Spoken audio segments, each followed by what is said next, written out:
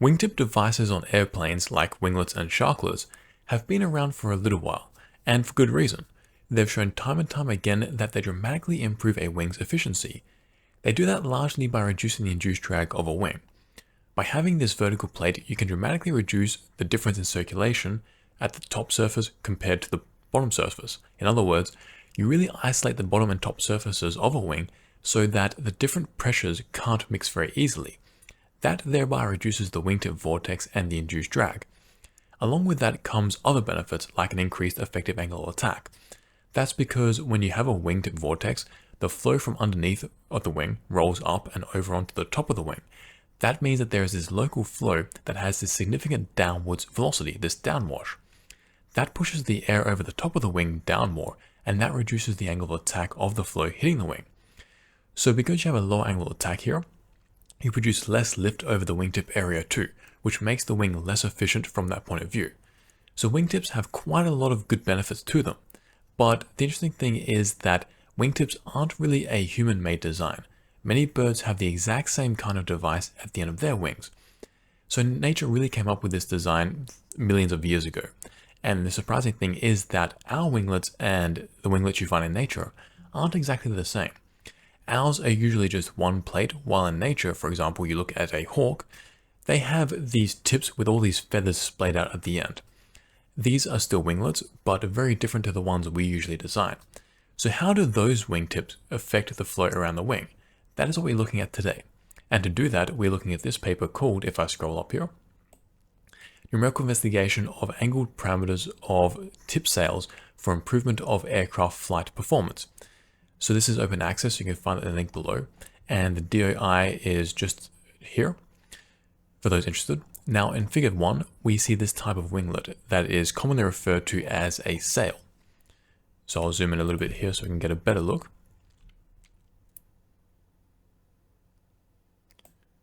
Here we go. So there is the main wing, which ends at the wing tip just here. Then there are these 3 flaps that come out of the tip successively. There are a few things to note about this. The first is that these flaps, these sails, don't start right at the leading edge. The leading edge is upstream, this left part of the figure, but they actually start around 40% or so from the leading edge. That is an important point because a wingtip vortex rolls up along the entire tip and not just at the very end or some other fraction of the tip. So we'll see how effective this starting from here is. Another point to note is that for each plate, each feather effectively, it's not directly in line with the others. So if you look upstream to downstream, each one is rotated a little bit around compared to the previous one. And the authors of this paper actually look into how this staggering affects the wingtip performance too. So they call this the cant angle, or the cant angle. Another important point that the researchers note is that the gaps between these two, between each feather, effectively approximates slots. So each slot allows air to travel in through over the other plate downstream of it. That means that each plate now has fresher air to see, and it can now produce more lift, which improves the wing's performance overall. And finally, we see some colored lines over each wing and each plate. So what these lines are the circulation of each surface. So the black line is the circulation of the wing, and you can see that it's placed around the 25% chord mark of the wing. The circulation then extends down the wing tip. Now each plate has its own circulation because it too produces lift, and it forms over the plate in a similar fashion. Note that the wing circulation line though is next to each plate's line as well, but at this point the plates have an opposite sign. So this inboard line compared to the outboard line of the wing, they're very close to each other and they have different signs. So there's going to be some cancelling out of each section's circulation. And ideally, that will reduce the induced drag. That's the theory at least. We'll see later on how well this theory comes through in the results. So to see how well these sail tips perform, these researchers used CFD, which is great in that we'll get to see a lot of information about the flow fields and hopefully see exactly how the sail's wingtips affect the flow and the induced drag. Now a quick note on their CFD, they said that they used second order and third order finite volume solvers. What that means is that they used a regular finite volume solver like you would find in really any Navier-Stokes CFD software like Fluent or CFX or Starsy CM Plus or OpenFOAM, but they tested the effects of incorporating different information from more cells around the cell you're interested in. So when we talk about second order, what we mean is that we're looking at one particular cell in your domain. We want to know what the various values are in it, from the velocities to the pressures to various turbulence properties and so on. So to do that, we need to see what the cells around it are doing and use that information to understand what this cell should be doing in order to agree with those cells. So for example, if you have one cell which has a velocity of 1 million meters per second, and then another cell next to it has only 1 meter per second, obviously there's something wrong there. So you need to have these cells all kind of agreeing with each other. So the authors haven't mentioned first order here, but that is the first option you have when you come to a finite volume solver, a first order scheme. So a first order scheme is one where you are literally looking at just the cells touching the cell you're interested in. So let's scroll down actually to a mesh figure so I can kind of show you a cell and just generally speaking what this is referring to. So here we go, here's one. Let's just zoom in. Let's say we take one cell, any cell. So to find out what is happening in this cell, you need to look at, with a first order scheme, the cells directly around it, the cells that are directly touching it. So that means that you don't care what a cell 2 cells away is doing. And actually, it's not that you're neglecting that cell or any other cells when you're coming to computing what is happening in any cell you're focused on, but rather you're taking into account indirectly, because to know what the cell touching your cell is doing, you have to know what that second cell is doing anyway. So you're not really taking into account these additional cells directly, it's just more indirectly. So a first order scheme is really only taking into account the cells touching it directly and every other cell in the domain indirectly. So a second order scheme is one where you now do look at that second cell away too. And then a third order scheme is where you're now looking at the first 3 cells away from the cell you're interested in. So the cell is touching, the cell that's touching that cell, and then the cell that's touching that cell. And the reason why I'm going into this in depth is because these researchers actually looked into how these different schemes affect the end results for this particular application. And just a bit more information about these different schemes and why we don't just have one standard approach that everyone follows. So actually, originally the first order scheme was what everyone used, and that was because computer power wasn't that high back in the day, so first order was really all that was feasible. But then when the improvement of computer power occurred and we're getting faster and faster computers, second order and now even third order are feasible. Each one uses more and more computational power because more cells have to be taken into account when solving the CFD simulation. So that's why we need a better computer. In terms of accuracy, well, that's kind of dependent on the simulation and especially the quality of the mesh. Ideally, the higher the order you go, the more accurate your results will be. But in addition to that, the higher the order you go, the more diffusion there will be, because in every calculation, the information in one cell can travel more cells directly. So that inherent property of going higher order can reduce the accuracy of a simulation. So it might, but it might not. And actually, that's something that these authors look into. Now, another difficulty with going higher order is that you can face conversion issues because you have more cells that all need to work together, and for the information each cell needs to agree with each other. And that makes it harder to get all these cells now to work together in that sense. And especially during the early stages of a simulation where all the values are fluctuating wildly, and that can cause problems for higher order schemes. So the authors say that here, a paper from Dacles, Mariani, and others concluded that third order solvers are better at achieving grid independent solutions, which makes sense because you're relying on more cells, so inaccuracies can be whittled out more easily. So that's just some background information on CFD theory, because it's useful to understand that type of difference and how they will affect the results later on in this paper. And just quickly, if you want to learn OpenFOAM, which is a free and very powerful CFD software, but hard to learn, then check out our courses on our site. Let's get back to this research now. So to see how these sour tips affected a wing's performance, these authors used a NACA 0012 airfoil, which is a very standard research airfoil. It's moderately thick and it's uncambered. There's a lot of information out there, and they used RANds, which I'm not sure how accurate that would be for this particular simulation, because while RANds is fine for regular wings at pre-slow angle attack, we now have a regular wing, and then 3 other little wings that are then on there with their own vortices, and we'll be going to higher than pre-stall angle of attack 2. So these vortices will all interact with each other, and I highly doubt that this will be a steady phenomenon, but we'll see in the results what happens. We now come to an interesting point, the turbulence model used. So they used the Spalart-Almaras turbulence model, but with a twist.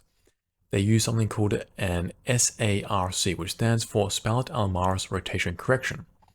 And so the regular Spalart-Almaras turbulence model is a widely used one for planar wings, and it does a decent job. We'll cover a little later on its disadvantages, but let's first look at the rotation correction idea. So for typical turbulence models, including the Spalart-Almaras one, the turbulence equations don't handle the effect of streamline curvature very well, or flow rotation like we get here with the vortex. So these properties can change the results. So the rotation correction idea is that an effort is made to help the regular Spalart-Almaras turbulence model handle flows like wingtip vortices, where there is very high streamline curvature. We'll see later on how successful this approach was. Now, as for the Spalart-Almaras turbulence model, it is just a one equation model, which means that it is very fast, but it also isn't suitable for most applications. It really just is for wall-bounded flows like airfoils, and even only for planar wings, so wings that are effectively just flat. This wing has these feathers at the end, and they're at different angles and staged away from each other. So I'm not sure if the Spalart-Almaras turbulence model is the best choice here. I would still go for the newer and really better SST Camiga turbulence model. That, however, requires more computational power. Anyway, these researchers used only a half-wing model, which is fine, so we can see here in this domain. And I think that this half-wing model is fine because the flow will be symmetrical about this centerline for this particular geometry. The unsteadiness from the wing is quite far away. And we can see the geometry in figure 2 with the aspect ratio being very small, which is good in that we should get very strong wingtip vortices then. So the results from this sail tip should be as obvious as you're really going to get. The length of the box domain is okay, but the width and height seem quite small. I mean, there's literally only 25% of the chord between the wingtip and the domain side. Then there's only 33% from the top to the wing as well. But that's looking at it from a CFD approach. And from that approach, this domain is really too small. But the researchers actually did a very clever thing here. So while this domain is small, it actually is the same size as the one used in the paper that they're going to use to validate their CFD. So in that paper, this exact wing geometry was tested in a wind tunnel with these dimensions. And that is actually an important point to note because the bounding box does have an effect on the airfoil. So whatever conditions the validation data were conducted in, the CFD should replicate. And if you have validation data from a wind tunnel like this, but then made the CFD domain like 20 times larger, well, now you're going to be getting different results because the wall effects are different. And actually here, because the sidewall is so close to the wingtip, there is going to be some interference and the sidewall will squish the wingtip vortex and hinder its development.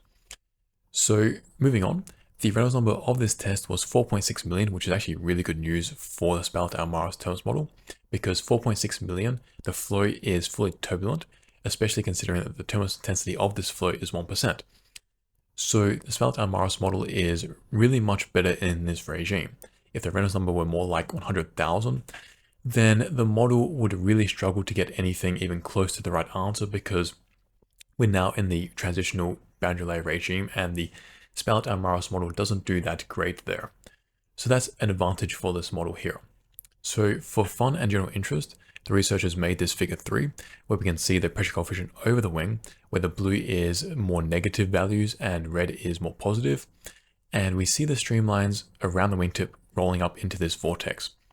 So just some interesting points we can see in this figure, first of all, is that the wingtip vortex rolls up from really the very start. You can see that zooming in, if we zoom in here actually, that these streamlines are already rolling up from 20%, not even that, 10% of the leading edge chord. Another interesting point is that the pressure coefficient, and just quickly, if you don't know what that is, then check out our video on our YouTube channel called Pressure Coefficient Explained, Aero Fundamentals number 12. In that video, we cover what the static pressure coefficient is and how to calculate it.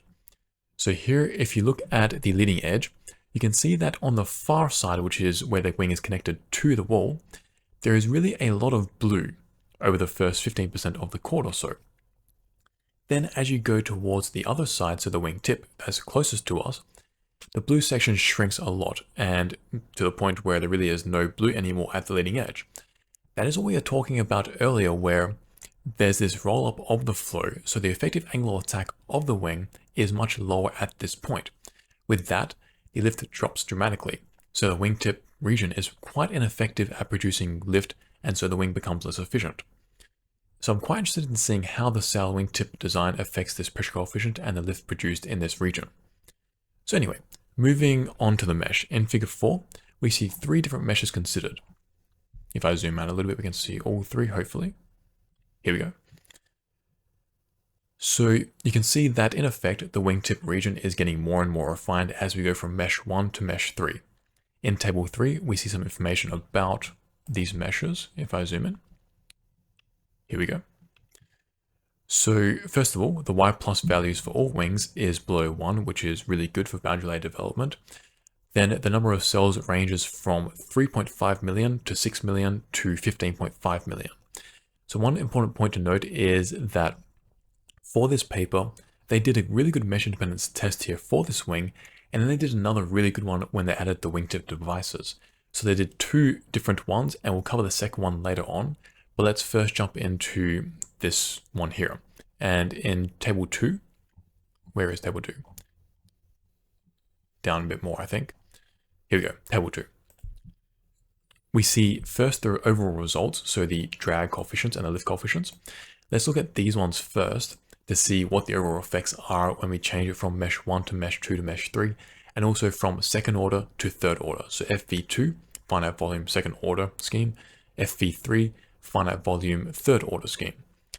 So there's visualization data as well, and we'll see that later, but let's look at this first, where we see that going into the second order finite volume scheme, the lift and drag coefficients change a lot with the mesh refinements, and only for mesh 3, which is 15.5 million cells, do we really get comparable values to the experimental data. So for example, the lift coefficient is 0.5615, the experiments is 0.56, the drag coefficient is 0.05474, the experiments are 0.054. On the other hand, for the FV3, which is for the third order finite volume scheme, for all 3 meshes, we get very similar results, and they're very similar to the experiments straight away. So even for mesh 1, the lift coefficient is 0.5552 and compared to 0.56, and then the drag coefficient is 0.05438 compared to 0.054. So like less than a % difference already for the first mesh. So that shows that for this case, the third order scheme is a lot better, especially given the computational time actually drops when you think about how much you need to get a good result. So for the second order scheme, you need 6.3 CPU time, while for the third order scheme, you only need 1.7. So that's a quarter of the time. So here the third order scheme is really the go, and the authors go with it from here. Let's now go back to the visualization data, because we do see some interesting results. So in figure 5, we see, let's zoom out a little bit. Here we go. That's maybe a bit too much, you can't see too much. We'll zoom in and go through the ones separately. So we see the pressure coefficients over the wing's top and bottom surface at different span-wise locations. They've normalized them to the span-wise location to the chord from -1 to 0. And that's a bit difficult to understand. They should just do it to the entire span, I guess. Sorry, the Z on C here is 0.125, 0.5, and 0.667. So as you go along the span, but that's corresponding to the chord, not the span. Anyway, what this works out to be is that the top row is corresponding to 12.5% of the chord, which works out to be about 13% of the span from the wall. So that's very close to the wall and the wing root. The second row is 66% of the span from the wall, and then the bottom row is about 90% of the span from the wall, so at the very wing tip. The left column is for the second order scheme, the third column is for the third order scheme, and we have red, blue, and green lines there for the first, second, and third meshes. The black dots are for the experiments. And honestly, for both the second order schemes, the second and third order, sorry, For all three meshes, you get really good results up until about the wingtip region, which is this bottom row here. That is where the second order scheme starts to differ, and it's obvious that the different mesh refinements really have a larger effect on the results, and mainly around the trailing edge. So you can see how these different lines really start to diverge, and only the finest mesh, mesh 3, really approximates the experiments better. So in other words, the wingtip vortex is probably being predicted very differently with these different meshes. For the third order scheme, so the plot on the right, there's still minimal difference between these different meshes, so that's pretty impressive. So we can quite easily see that from these plots, the third order scheme, why it gives us mesh dependent results very soon. We only need 5 million cells as opposed to 15.5 million cells. Now in figure 6, we see the static pressure coefficient in the wingtip vortex core. The black dashed line is the validation data, and then the dots are two, they're two different types. And overall, the third order scheme is giving really good results regardless of the mesh. The second order scheme is pretty all over the place, and even for the finest mesh, which is the yellow one here, the results aren't that close still. So all of this data really gives good information about how, in this particular case, the third order scheme is a lot better, it's giving a lot more accurate results. Now in figure 7, we get even more data, and it's quite clear that the wingtip vortex is predicted quite consistently across the meshes for the third order scheme. So this bottom row, there's very little difference in the flow fields when you refine the mesh. For the second order scheme, which is the top row, there's a lot of differences now. So third order scheme is the way to go for this wingtip vortex. So that's quite good. Let's now move on to the terminus model to see how this rotation correction approach fared. So in figure 8, we see some cut planes down the wingtip and in the wake for different turbulence models. The regular spell-out Almaris is on the left, and the rotation corrected one is on the right, so SARC. So the quantity plotted here in the color bar is the turbulent viscosity divided by the free stream laminar viscosity. This is also the eddy viscosity divided by the free stream laminar viscosity, and it is a key parameter in the turbulence model equations. So the higher this value is, the quicker the vortex will die out because there's more viscosity really pulling it apart. So it is obvious that the rotation corrected ones really alter this value. So the regular spell-out Almaris model predicts greater vortex dissipation. So with all else equal, the vortex will die out sooner downstream than this rotation corrected one. The authors say that the rotation corrected gives better results, but it doesn't really completely get rid of the turbulence viscosity. So they conclude that it's better and that they're going to go with it, but it's not perfect yet. Now in figure 9, we see the exact the effects of these two different models again with a static pressure. The rotation corrected results on the right show much lower pressure cores for the wingtip vortex. That will give definitely a different path to this flow, as this lower pressure sucks the streamlines in more than this regular spell-out Almaris not corrected version. So we can really tell that there is going to be a difference in the flow field with these two now. So from here, they don't seem to give any more information about how these two different models affected the lift and drag coefficients. So we can't tell which is really better from that point of view, but the authors are just going to go with this rotation corrected model and say that it's better. So overall, their CFD looks really good so far. Let's now move on to all the different sail wingtip geometries they tested, because they actually tested quite a lot of different ones. So in figure 10, we see the basic setup. We have the familiar wing and then the 3 sails at the wingtip, which I like to think of as feathers as well. Now, the things they kept constant were the spacings. Let's zoom in a bit so we can see a bit better. The things they kept constant were the spacings between the sails and their general exlocations relative to the wings. So the first one started at 112.5 millimeters from the leading edge. The second one started at 162.5 millimeters from the leading edge. And the third one started at 212.5 millimeters from the leading edge.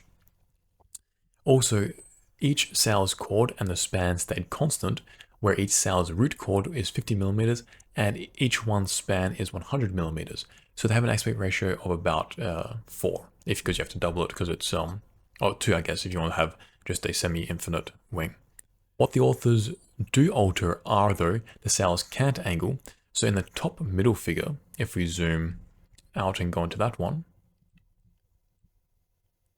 So the cant angle can be seen in this top middle one here. That's really how much each sail is rotated about the trailing edge. 0 degrees means that it's flat, so it's in line horizontally with the rest of the wing. A positive degree means that it's tilted up, and a negative degree means that it's tilted down. They also changed something called the toe angle, and that's on the top right angle figure here. We can see, sorry, the middle angle is the toe angle, the top right is the twist, so the middle angle is this one in the middle here. That indicates effectively the relative angle of attack of each sail to the wing. And then the last bit, which is relative to the wing, is an important point because they do test this wing at different angles of attack.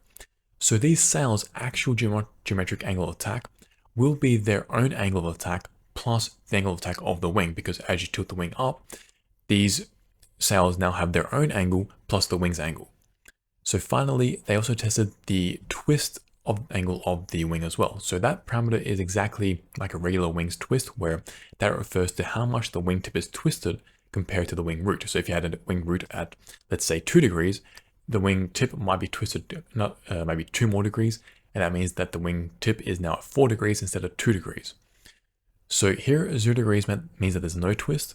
A positive angle means that the sail's tip is rotated up compared to the root. A negative angle means that it's now rotated down.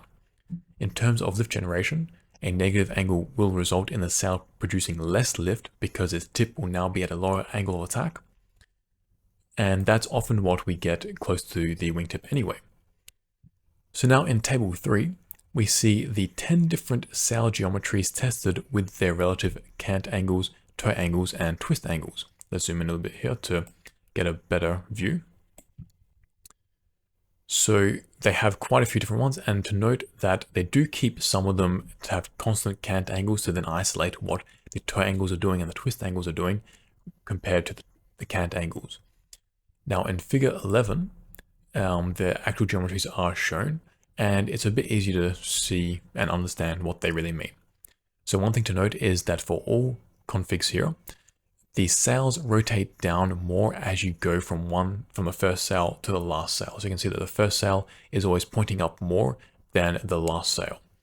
So I wonder what would happen if you did the opposite, where as you go along, each sail actually rotated up more, stuck up into the air more. I don't know, that's interesting to note.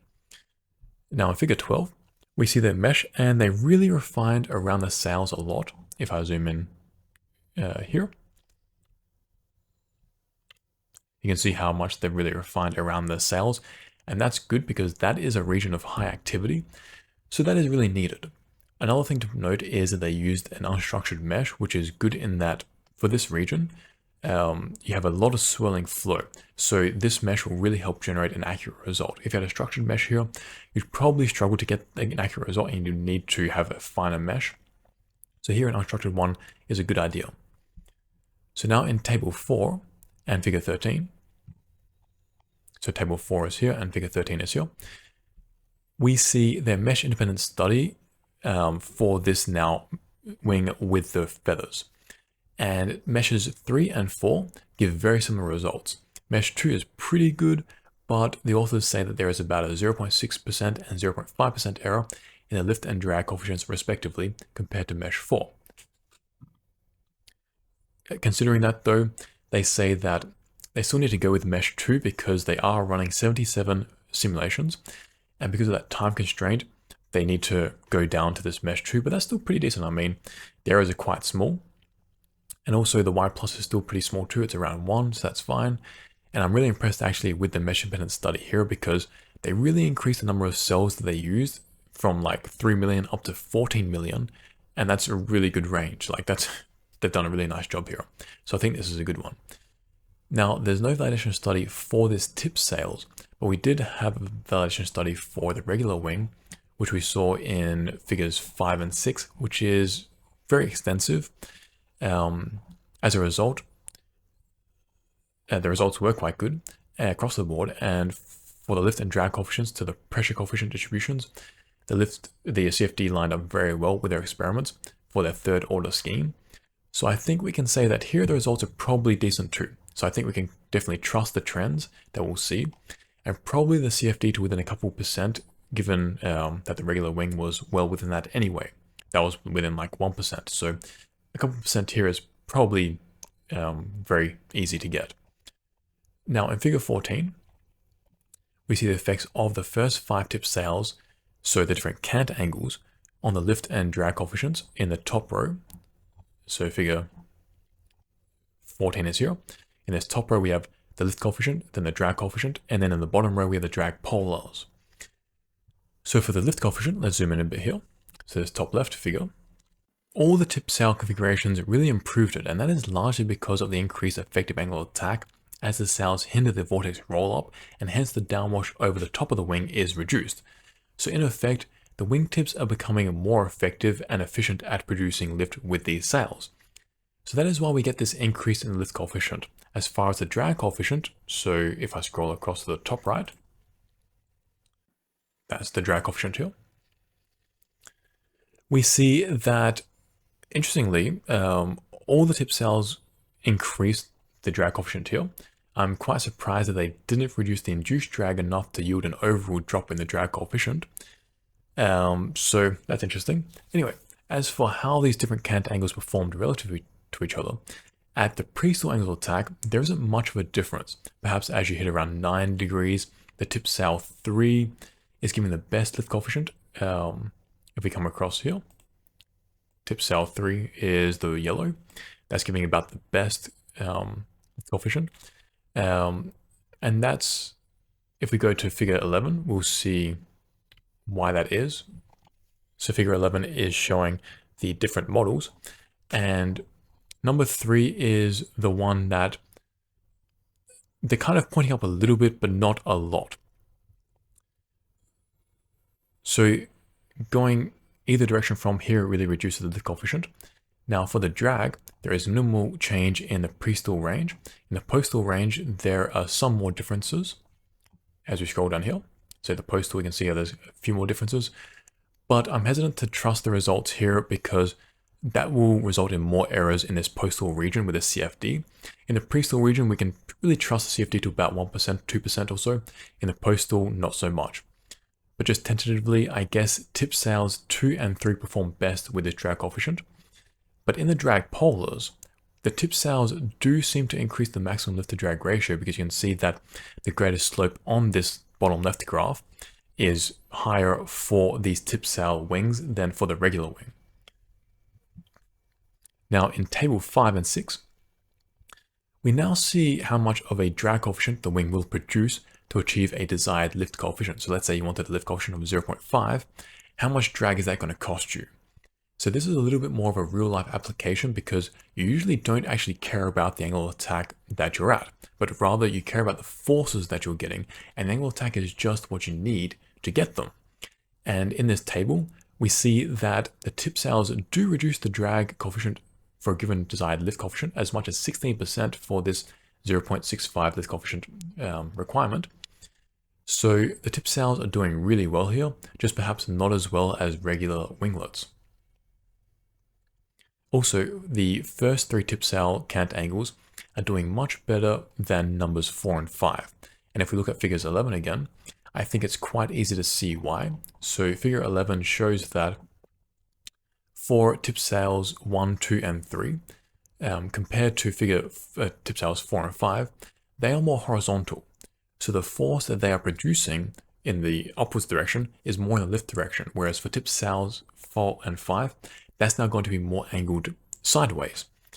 So I'm not sure how much of the increased lift or reduced drag is coming from the vortex mitigation and how much is coming directly from the actual geometry orientation.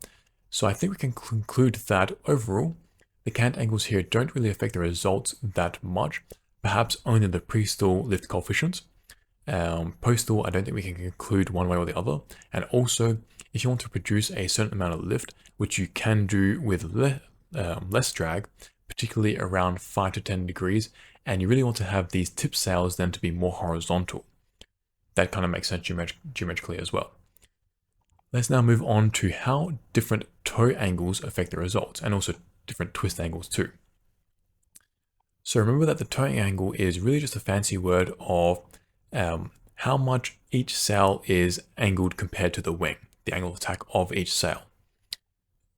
And we see in figure 16 the results here. Now, we can see that for the tip sail 3 cant angle, we're using that, and then the other tip sails that we have, 6 to 10, that's with different toe angles. That's because tip sail 3 gave the best lift coefficient and generally speaking the best performance before, so they're using that one to now optimize with the toe angle. So in figure 16, we do see some more variation in the lift and drag coefficients, and looking closely at the lift coefficient, even at low angles of attack, tip sail 7 seems to be the best performing, and then there's a drop off either side of that. So let's go back to table 3 and figure 11 to remember what tip sail 7 was. So table 3 shows that it had a cant angle of 30 degrees, 15 degrees, and 0 degrees, and then it had toe angles of 12 degrees, 9 degrees, and 6 degrees, which is the lowest here out of all of them. And in figure 11, it looks like this middle one, tip sail 7. And there was no twist. So tip sails 8 to 10 have twist, tip sails 3, 6, and 7 don't have any. So back to these results.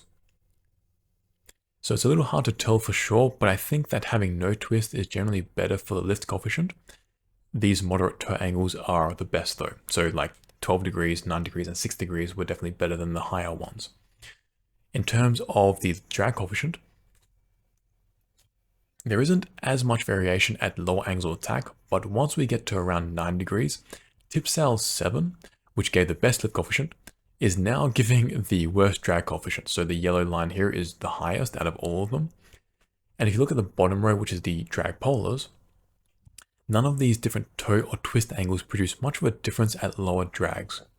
So we can conclude that the lift coefficient benefit that the tip sail 7 gave wasn't really giving it for free. The drag coefficient detriment is kind of cancelling that out. Now in tables 7 and 8, we again see how much of a drag coefficient is produced if you want to produce a 0.5 or 0.65 in a lift coefficient. So for 0.5, tip sail 7 and 10 are giving the best drag coefficient reductions of about 11.25%. And these have the exact same toe angles, by the way. They have 12 degrees, 9 degrees, and 6 degrees, but tip sail 10 has twist as well. So actually what that indicates here is that the twist angle makes no difference to the drag reduction. It's all the toe angle that is affecting this here. Increasing the toe angle performs worse as well. So you want to have it quite low. For a lift coefficient of 0.65, so this table 8 here, we now kind of have the opposite trend, where more aggressive toe angles are giving greater drag coefficient reductions. Now, the differences are only a couple percent, so this is within the error really, but the fact that these trends have changed so quickly is surprising. It should be noted that a lift coefficient of 0.65 is achieved at around 7.5 degrees for the wing, and that might be important to note because in figure 17, which is this one here, we see the static pressure coefficient distributions over the different sails, and this is at 9 degrees. Here we can see a major amount of unsteadiness for many of the tip sails. You can see that by how much the colors really change from red to blue to red. There's no real progression, no real uniformity. In a lot of these, it's very all over the place. So that unsteadiness indicates that we are now getting some amount of stall on these particular sails or these particular feathers. So it's very likely that these different toe and twist angles produce different stall angles, and that is possibly one reason why we got such a different trend between tables 7 and 8. We're now hitting stall, and so these different toe and twist angles are having a larger effect. At least that's one possible explanation. Anyway, what figure 17 shows is that lower toe angles, so tip sails 7 and 10, hit stall at lower angles of attack. Higher toe angles, so tip sails 3 and 8, hit stall later. So I think we can conclude that here, higher toe angles are better for higher angles of attack, while lower toe angles are better for lower angles of attack. The twist doesn't seem to be doing too much here. Perhaps it delays stall a little bit because tip sails 8 and 10, which have twist, seem to have less unsteady flow than the other 3, which have no twist. So that makes sense because that is one major reason for using twist, at least, delaying stall in certain regions, like the wingtips. So in figure 19, we now see a cut plane through 3 different sail configurations, and we see the streamlines and pressure coefficients. One interesting thing to me is that for all 3 configs, only the top sail of each one is showing significant streamline deflection. Also, as you go to each successive downstream sail, the flow becomes more and more unsteady and results in almost separation, or even just ready to separate. Another interesting point is that each sail, even if it is downstream, is seeing very clean flow. The wakes from the upstream sails aren't impinging on them, so that's really good news. So in figure 20 now, we see the vortices produced around the wingtip with different configs. The top left is the baseline, and then we have tip sails 3, 6, and 8. So it's clear that for all the tip sail configs, the wingtip vortex is broken up into several smaller ones, but it hasn't been completely neutralized. At the trailing edge, for example, you can see that there is this smaller vortex. So the different tip sails show that we are getting different vortex systems as well, though. So for example, tip sail 8, which is the bottom right one, there are 3 very crisp vortices, one from each sail tip.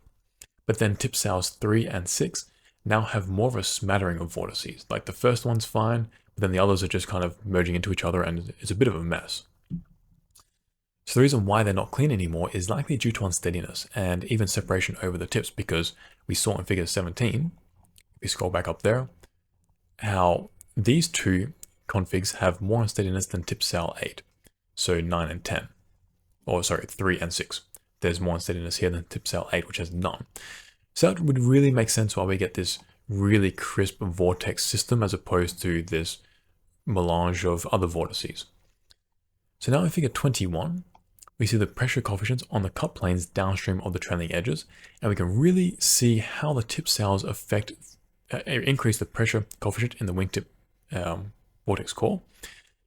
And coupling with the fact that we saw in figure 20 that it is small, this vortex, we can conclude quite confidently that these tip sails are now weakening this wingtip vortex. It's smaller and it has higher pressure. So that's pretty good evidence. But it is obvious as well that it's supplementing this larger vortex with 3 smaller ones, one from each sail tip. And interestingly, tip sail 8, so this bottom right one, has the smallest vortex cores, while tip sail 6 has the largest ones. This also coincides with figure 17 showing more unsteadiness over tip sail 6. So that unsteadiness seems to be feeding the vortices. And with that, we come to the end of this podcast. The conclusions are really that the cant angle isn't that important, but generally more horizontal is better because the force vector is more in the lift direction. Also, the toe angle is quite important, where you want to have the toe angle to be closer to 0 if you want to maximize low angle attack performance. The twist angle was effective in controlling how much separation you get over each feather. So if you like this podcast, hit the me like and subscribe buttons. And if you want to learn how to use OpenFOAM, which is a very powerful CFD software, then check out our courses link below. And we'll see you next one. Peace amigos.